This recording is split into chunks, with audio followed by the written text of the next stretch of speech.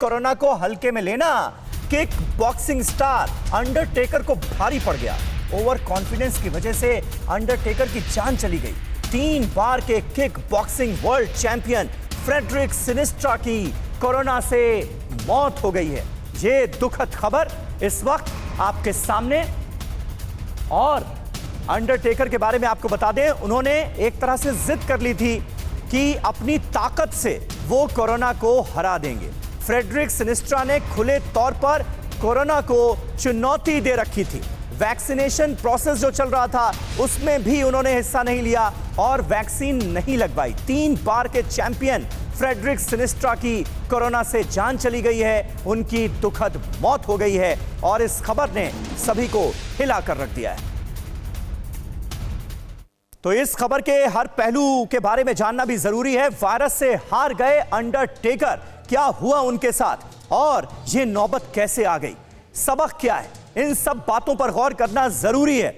Virus से हार गए अंडरटेकर, सबक क्या है, बीमारी को चुनौती देने की कोशिश ना करें। Kickboxing star Frederic Sinistra Undertaker के नाम से लोकप्रिय थे और पूरी दुनिया में फेमस थे। फ्रेडरिक सिनिस्ट्रा ने अपनी जिद में वैक्सीन नहीं ली, जबकि देखिए सारी रिसर्च दुनिया की ये कह रही है कि चाहे कोई भी वेरिएंट हो, वैक्सीनेशन जरूरी है। आपको खुद को वैक्सीनेटेड करना ही होगा, इसके अलावा और कोई रास्ता नहीं है। लेकिन सिनिस्ट्रा हार गए कि वैक्सीन नहीं लेंगे। 41 वर्षीय सिनिस्ट्रा को पक्का यकीन था कि अपनी ताकत से वो वायरस को हरा देंगे, संक्रमण को हरा देंगे, लेकिन अफसोस ऐसा हो नहीं पाया।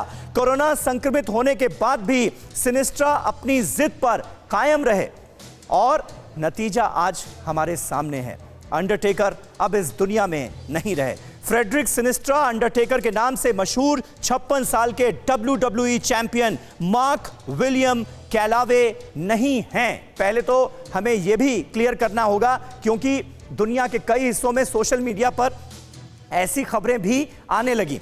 लेकिन आपको यहां पर बता दें कि 41 साल के फ्रेडरिक सिनिस्ट्रा भी अपने समर्थकों के बीच अंडरटेकर के नाम से ही मशहूर थे। इन्हें भी अंडरटेकर कहा जाता था और इनकी मौत हुई है कोरोना की वजह से। वैक्सीनेशन प्रोसेस में इन्होंने हिस्सा नहीं लिया था, वैक्सीन नहीं लगवाई थी, कोरोना को चुनौती दी थी और कहा था कि मैं अपनी ताकत से इस वायरस को हरा दूंगा, इस संक्रमण को हरा दूंगा, लेकिन ऐसा हो नहीं पाया। डॉक्टर राजू व्यास हमारे साथ इस वक्त मौजूद हैं। डॉक्टर व्यास, क्या कहेंगे, ये घटना कितना बड़ा सबक है उन लोगों की जो वायरस को, संक्रमण को हल्के में लेने की कोशिश करते हैं, सावधानी नहीं बरतते, वैक्सीनेशन नहीं करवा रहे हैं?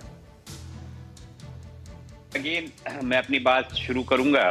पिछले करीब 1 से 1.5 साल से जब से कोरोना हिंदुस्तान में आया है, आपके माध्यम से और आपके न्यूज चैनल के माध्यम से हम तमाम उन लोगों से ये निवेदन करते आए हैं कि जिन लोगों ने भी कोरोना का वैक्सीन नहीं लिया है, उन लोगों को तुरंत जाके कोरोना का वैक्सीन लेना चाहिए। बिल्कुल। उसके बहुत सारे फायदे हैं। एक, उससे मोर्टेलिटी या डेथ होने की संभावना कम हो जाती है।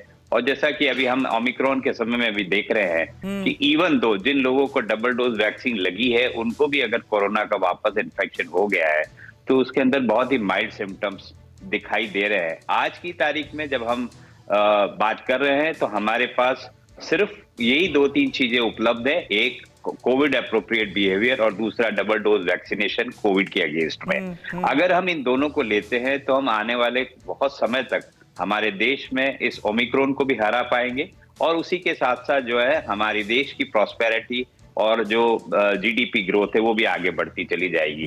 इसलिए ये बड़ी दुखद घटना है जो आपने बताई। और उसमें ओवर कॉन्फिडेंस जिन लोगों का है कि वैक्सीनेशन नहीं लेने से भी हम लोग अपने आप को प्रोटेक्ट कर पाएंगे, ऐसा पॉसिबल नहीं लगता है मुझे। और मैं तमाम उन दर्शकों से आपके माध्यम से ये निवेदन करूंगा कि जिन लोगों को भी एक कोविड की वैक्सीन लगी है, एक डोज लगी है, वो जाके तुरंत अपनी दूसरी डोज भी कंप्लीट करें, ताकि अपन अपने समाज को, अपने देश के लोगों को बचा पाए इस कोरोना नामक बीमारी से। अड़ी सोमवार से शुक्रवार शाम 6 बजे सिर्फ TV9 भारतवर्ष पर।